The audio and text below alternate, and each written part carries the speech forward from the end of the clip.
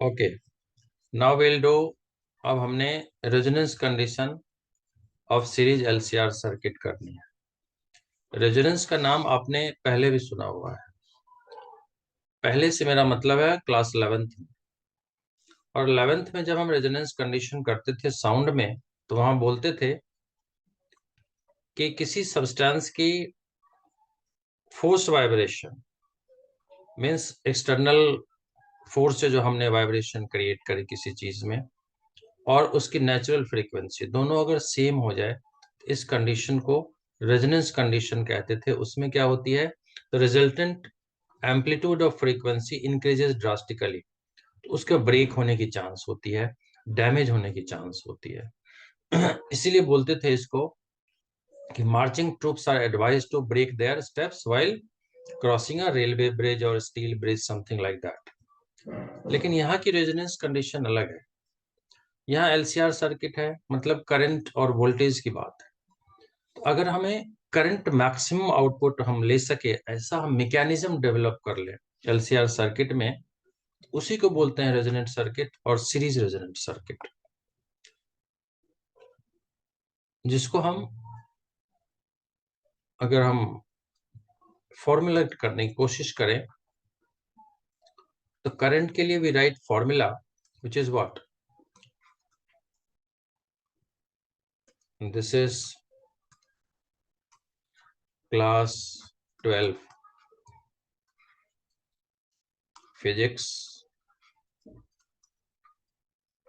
chapter AC, and then highlight is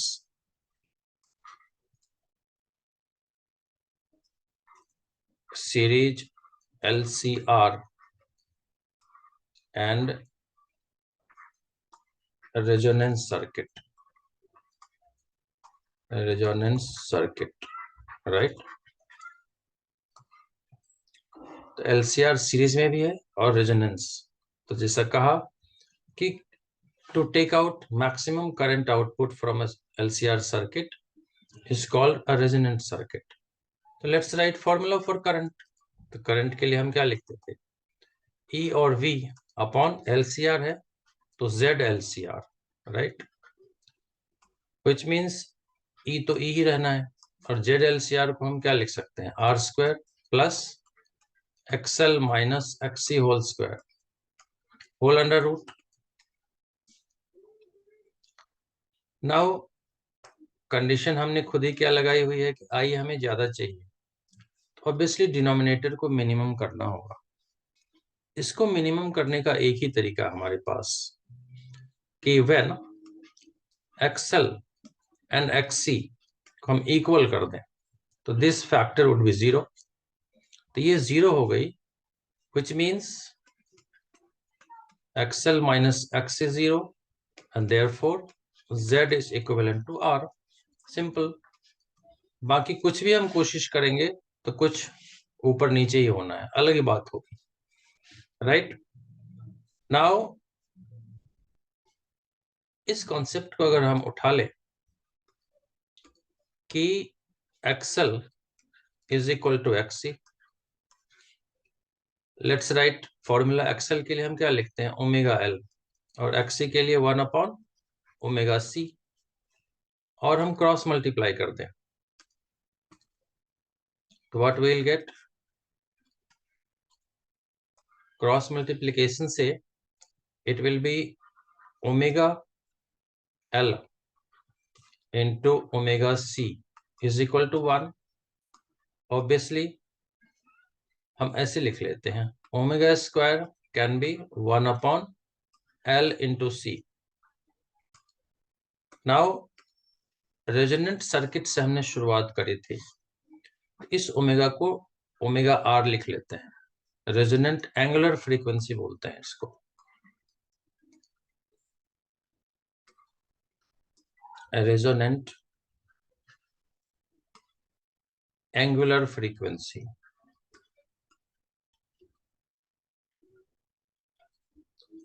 obviously omega square है, अगर omega R लेंगे it will be 1 upon under root of LC। Formula हो गई angular frequency की।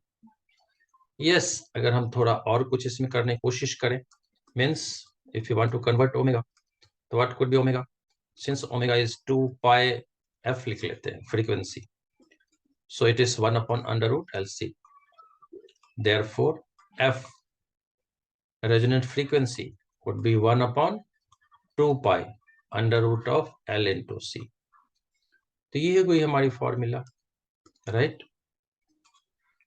What ever is required, जब हमें सिर्फ फ्रीक्वेंसी चाहिए, इसको बोलेंगे रेजोनेंट फ्रीक्वेंसी, ओके। और पहले वाले को बोलते हैं, already done, resonant angular frequency. तो this becomes the formula for the frequency. Now इसी से रिलेटेड जिसको हम बोलते हैं शार्पनेस ऑफ रेजोनेंस, और another name is quality factor, sharpness of resonance, और second name is quality factor, right. तो जैसा नेम है, शार्पनेस ऑफ रेजोनेंस और क्वालिटी फैक्टर, तो हम जानते हैं कि जो हमारी कोई ऑडियो डिवाइस होती है, म्यूजिकल डिवाइस होती है, उसको हमें स्पेसिफिकली ट्यून करना होता है, और ट्यून करने से we get some specific station like 95 FM, 97, 98, 94 point something, 92.8।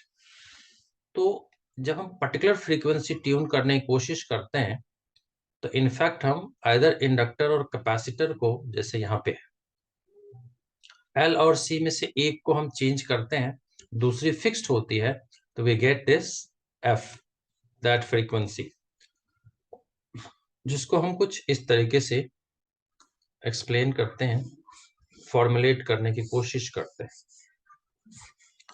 Late us see to it. अगर हम देखें, इसके लिए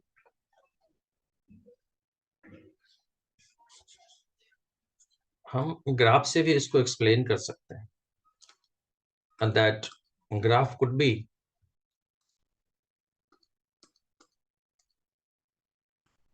like this.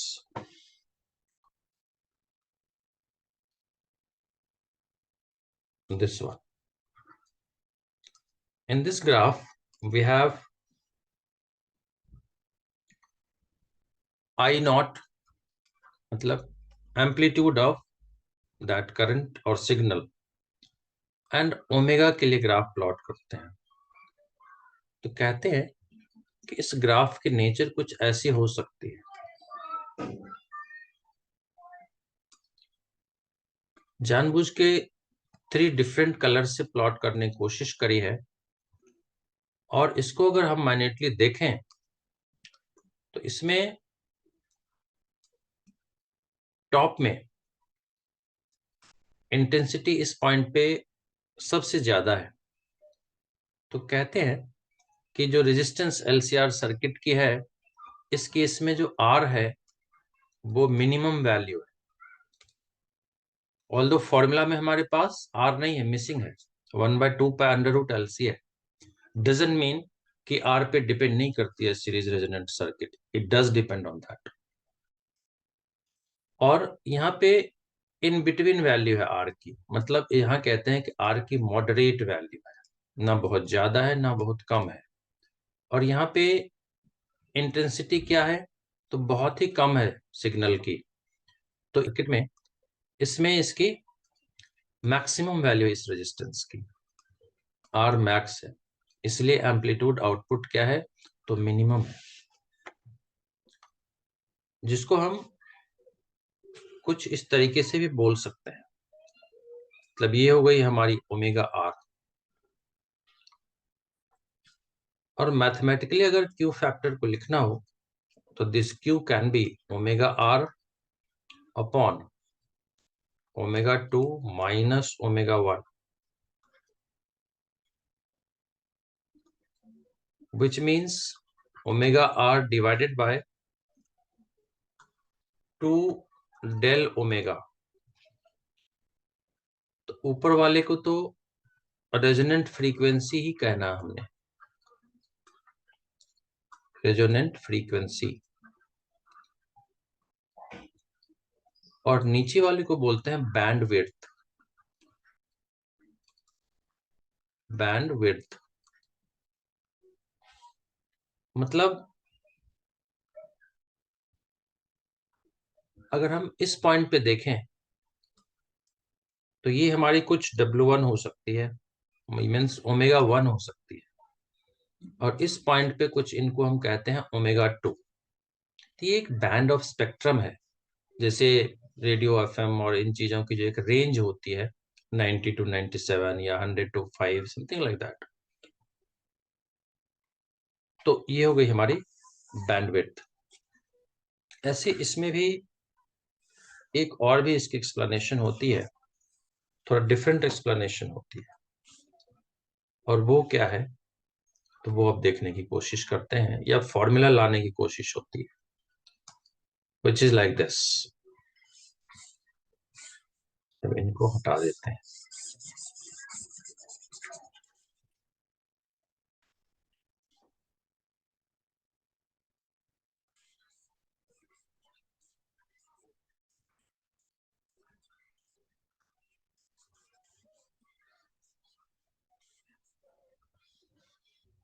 This is good chapter, pure mathematical chapter. Marks can be obtained like mathematics, and that way physics becomes easier. Otherwise, modern physics, like which is bit theoretical, then sometimes some students find it difficult to have. जो quality factor की बात करते हैं, इसकी एक mathematical aspect कुछ ऐसे होती है, कहते हैं it is the ratio of 2 pi times energy of inductor और कैपेसिटर L और C में से कोई एक, divided by heat across heat in register. अब इसको फॉर्मुलेट अगर हम करें तो 2 पाई तो 2 पाई होती है, और एनर्जी ऑफ इंडक्टर हम जानते हैं half Li² divided by heat in resistor I²RT। I² means this is RMS value, I²RT. Now this all IRMS, we have done this formula which is I0 upon √2, और जब square कर देंगे तो it will be I0² by 2, okay, whole square formula में हमारा, which means यहाँ पे 2 पाई,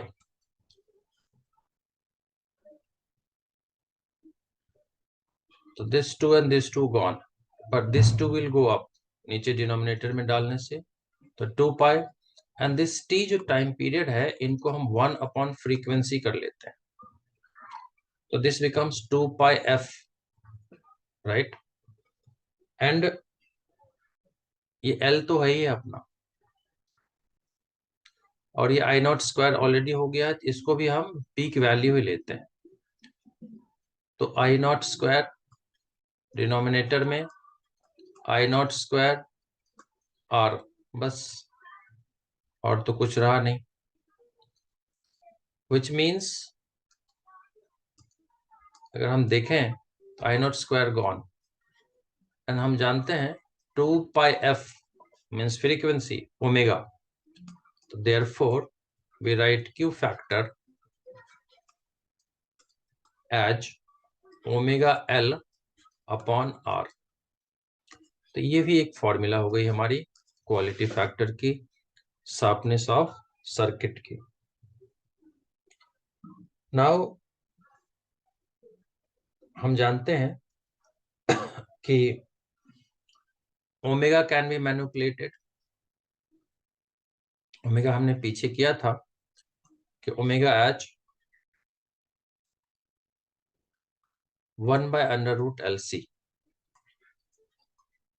right, resonant frequency में हमने करी।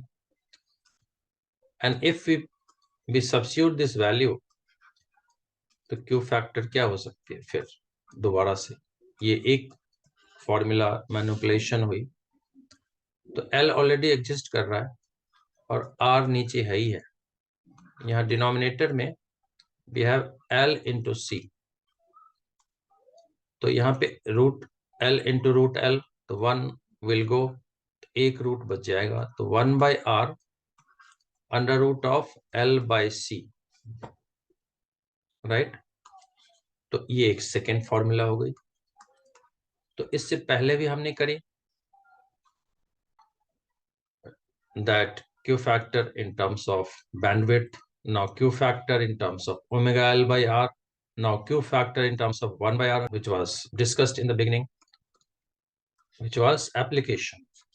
एप्लीकेशन में हमने कहा कि जितने भी ट्रांसमीटर और रिसीवर्स है, ट्रांसमीटर और रिसीवर है, उसमें ये यूज करते हैं, ट्रांसमीटर्स एंड रिसीवर। किस लिए यूज करते हैं? तो फॉर्मूला जैसे था कि resonant frequency f is given by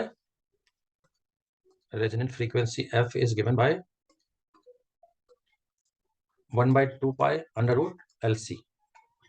तो सर्किट ऐसे डिजाइन करते हैं कि जिसमें दो में से एक L और C, एक फिक्स्ड कर दी, एक वेरिएबल कर दी।